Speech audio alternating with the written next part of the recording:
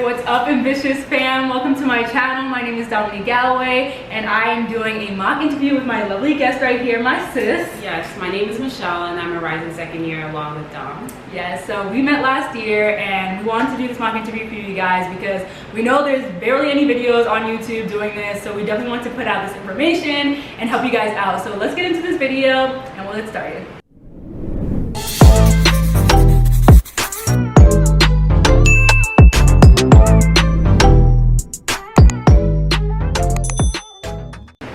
Hello. Hi. What is your name? My name is Michelle Amankwa. Nice to meet you, Michelle. Nice My name is to meet you. Dominique, and I'm a student interviewer, so I'm happy to finally get to know you and just, learn some things about you. So let's get started. Just relax. This is definitely a conversation. Don't think too much about it. So we'll just talk, and I'll learn a lot about you, okay? Yes, of course. Okay. So the first question is, tell me a little about yourself. Okay, so my name is Michelle. I grew up in Brooklyn, New York. I was born and raised in Brooklyn. When I was younger, I actually spent a little bit of my childhood in Ghana. And I came back here and started schooling here. I'm the only girl and I have two other brothers. I enjoy cooking, spending time with my family, and I love science, which is why I'm actually pursuing a career in medicine, and I just love being around good company.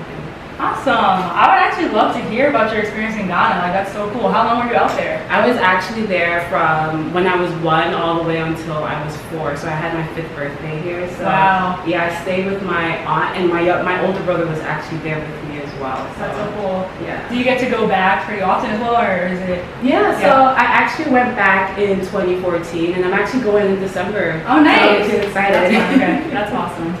I actually would love to go as well. Hopefully one day I'll put that my travels. So, yep. All right. So the next question is, when did you become interested in medicine and why? I know you said you're interested in science, but any other elaboration about what got you interested in medicine? Yeah. So like I said, growing up in Ghana, my family being from Ghana, I had a chance to witness the huge disparities in medicine there, and having family members who actually suffer the consequences of not having good access to healthcare. Yeah. So that kind of actually awoken that interest in me to I see a problem and I want to fix it. Yeah. And I want to work with other doctors as well to fix this problem and provide patients with the care that they need and deserve. Yeah, I totally get that. Myself, during my college experience, I was able to go to Argentina, and that's where I saw the huge disparity in healthcare access as well. So I was definitely, interested in that, and that kind of was drew me towards medicine. Part of the reason why as well. So I totally agree. Yeah. So next, if you could describe yourself in 3 words, what would the 3 adjectives be? I would say determined, willing to learn, and accepting. I would say. Yeah, that's awesome. Yeah. Okay, so why do you think you can make it through a tough program such as medical school? Okay, so when I was in high school, I had a chance to be a part of a program where I was able to take college classes alongside my high school classes. So while I was taking, I lived in New York State, so I was taking Regents classes and AP classes, as well as taking classes towards my associate's degree in biology at that time. So as an 11th grader, it was difficult balancing the two, and it was a lot. I'm during, sure. during that time, and it kind of pruned me, or I guess shaped me into the worker that I am today and the learner that I am today. To definitely be accepting and willing to learn new information and admit when I don't know something, and be accepting of the information that's being given to me. And also working with other students, because I wasn't in that program alone, so working with other students and collaborating with each other to kind of help make this journey through high school, as well as completing this program a successful one for all of us. Yeah, I'm sure. So I'm glad you got to experience that so early on as well. I feel like that was probably a big adaptation for you, but you got through it. So yeah. So the next one is, why do you think you'll be a good doctor? I think that I'll be a good doctor because, one, I believe that your school helped mold me into the doctor that I should be, and allowed me to gain all the tools and resources that I need to be a good doctor. I definitely think that being a good doctor involves being culturally competent, socially aware of the different barriers that our patients will face. So being knowledgeable and aware of that would be really helpful in becoming a good doctor, because you're not just treating patients, but you're kind of helping them take a step further or a step towards achieving their health goals. Agreed. Yeah. Okay, next, this is just something simple. What do you like to do during your free time? During my free time, I like spend time with my family. I also enjoy watching Netflix. Yeah. But what's your favorite show? I don't have a favorite show, but I love watching films or shows from different countries so that I can get a chance to, experience the different cultures and see what's different and what's also similar to my own culture. So as much as we are all different individuals, we're very much alike and also very much different. So it's just really nice having a chance to get a glimpse at it. A different perspective through shows. That's so true. So true. Yeah. So what is your greatest strength and what is your greatest weakness? You can start with your weakness first if you'd like. Yeah. I think that my greatest weakness would probably be lack of confidence in certain things. I feel like, sometimes I'm very unsure, not always unsure, but sometimes I'm unsure about myself. And maybe it may be because I may not be so knowledgeable about a certain topic. But once I'm able to learn about that topic or get exposure to that topic, I feel much more confident in that and feel, well able to, do whatever I need to do within that area. So in terms of working on that, I kind of sometimes it's normal to feel a bit timid about something that you don't know, but going towards it and not running away from it, but rather seeking the help that you need or doing whatever you need to do to become more knowledgeable about it is really helpful. No, I agree. Yeah, I feel like there's so many things that we go through in life that you have to adapt to it, and then as you adapt, you get so much more confident about it. Even during this process when I was interviewing, I was nervous, of course, prior to the interviews, but I feel like once you just get into the flow of things, things start to feel a lot more comfortable. The same with medical school. I had to just, get used to it, but after a while you feel like, you can definitely do this, you're confident enough. So there's so many situations that, we'll learn those lessons. Okay, so can you describe a patient or interaction that you had that was very impactful to you? I believe there was a time that I was volunteering with at the hospital in New York City, and there was I was in the CCU, and it was a Sunday night, so it was a very slow night, and there really wasn't any movement. And then one of the nurse manager asked me if I could feed a patient. So I went in, it was my first time feeding a patient, so I was a bit nervous, going back to not feeling confident in something that I haven't done before, but I was a bit nervous about oh my gosh, am I going to feed her correctly? Am I going to make sure she's am I going to do it the right way, in the way that she's comfortable? I hope that any way that I do, I don't cause her any more pain that she probably is already in. So I walk in and I see her that she's crying, and I kind of ask her, oh, is everything okay? Something that I can do for you? Do you want me to get the nurse? Do you want me to get a doctor for you? And I realized that she had a bit of, she was Haitian, so she was speaking Creole. So I'm not Haitian, I don't understand the language. However, the little words that she was able to make out, I expressed to her that I don't speak Creole, but if she speaks English, I can definitely communicate with her. So she spoke a little bit of English, and she basically relayed to me that she's in the hospital and she has a son. So her being away from her son is causing her to feel this way.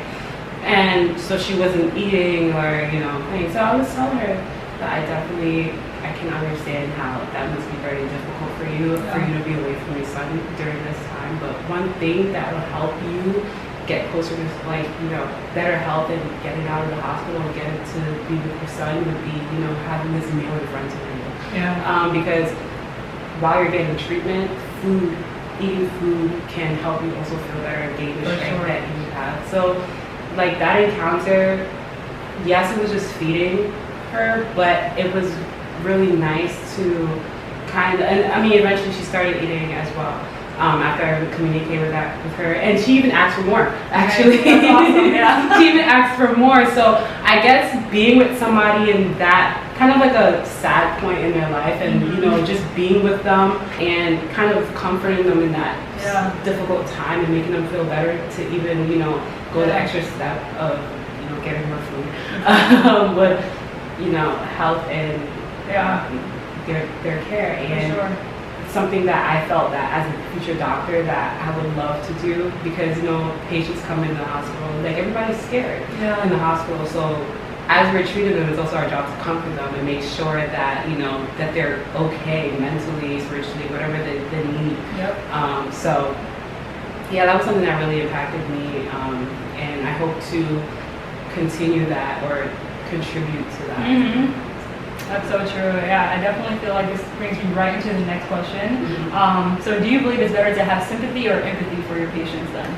I think to have empathy would be great, because I feel like it encompasses both sympathy. It encompasses sympathy as well. Being empathetic is being able to place yourself in the position of your patient, so that you can try to understand what they're going through. You may not fully understand because you cannot experience what somebody else has experienced, but you can try to do that so that you can devise ways or find ways to bring comfort to an individual or a person, just to make their experience a lot better. Yeah, so true. I feel like there's a lot of people who feel comfortable and just feel like they can relate to someone in some way or talk to somebody without any judgment. It's really like a great way to have like that better doctor-patient relationship, and eventually that helps with like the health outcomes as well for the patients in the long run. So that's definitely so true. I love the experience that you brought up. So very, very impactful. So what is your biggest inspiration and why? Okay. I would say my biggest inspiration is my family, or I would say my parents, because they immigrated here in like the early 90s and kind of just left everything back home in Ghana just to come to America to kind of sow seeds into our generation. They didn't have to do that. They could have, enjoyed whatever they were doing back home, but they wanted a better future for us. So having them do that for me is very inspiring and kind of pushed me towards, being an inspiration for somebody else as well. Yeah, that's awesome. Describe a time in your life when you had a leadership role, and then what did you learn from that role? Okay. During my gap year, actually, I was a teacher. Oh, wow.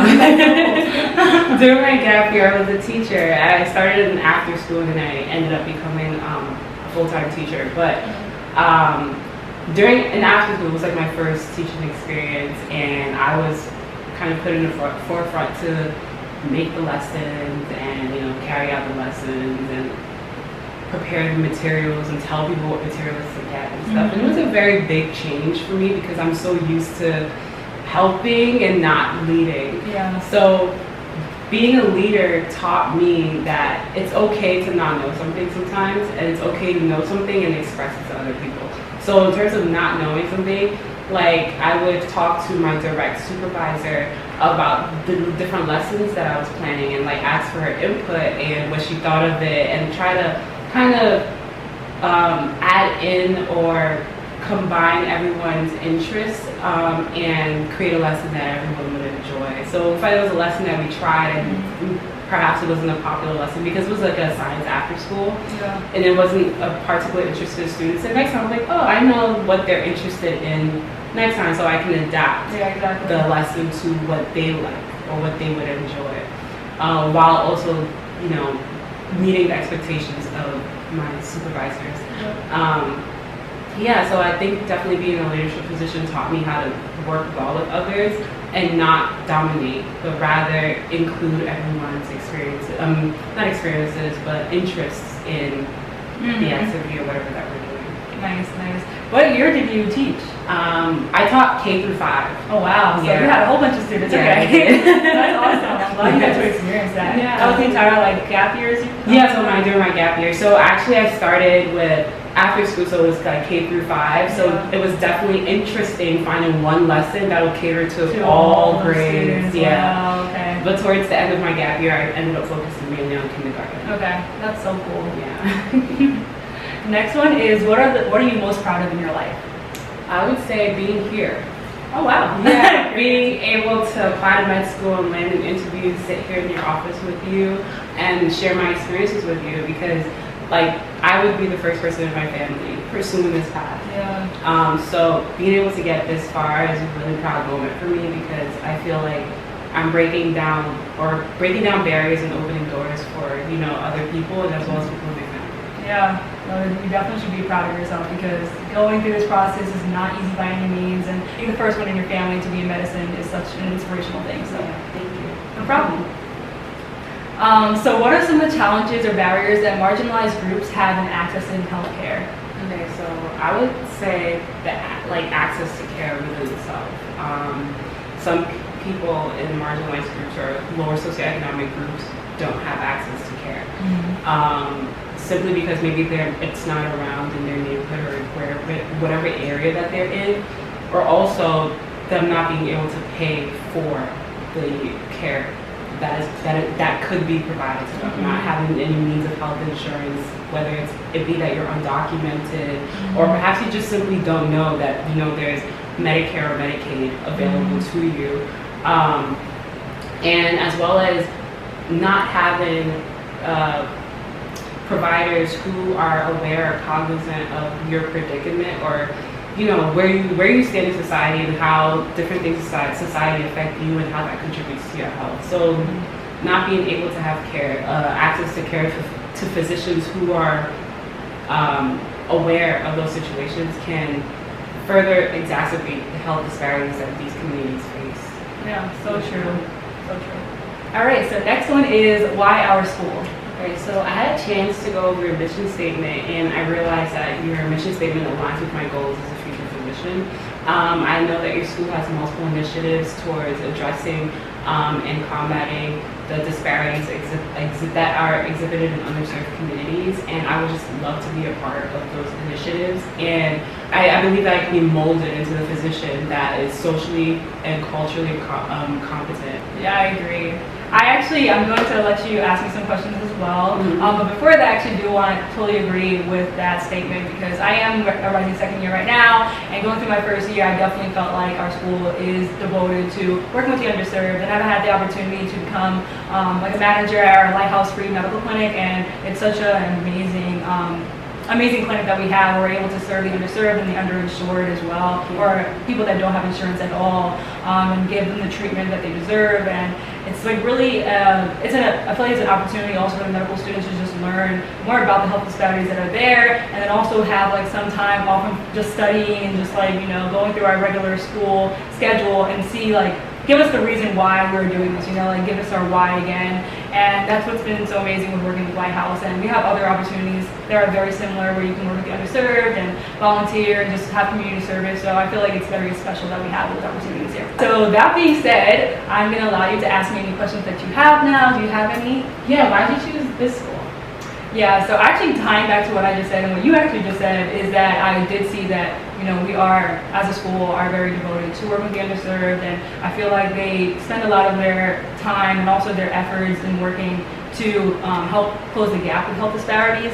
So I feel like that's something that drew me to the school. I would also say that we are in a city, and it's a community that's actually very diverse, and it's actually a very segregated community as well though, but we're able to have interactions and connections with people from all different backgrounds, races, and also people that speak different languages. And I feel like that allows us to just diversify our patient population, which is important when we're going to be doctors, we're going to be treating patients from all backgrounds, and having that learned now, I feel like was something that was very important for me.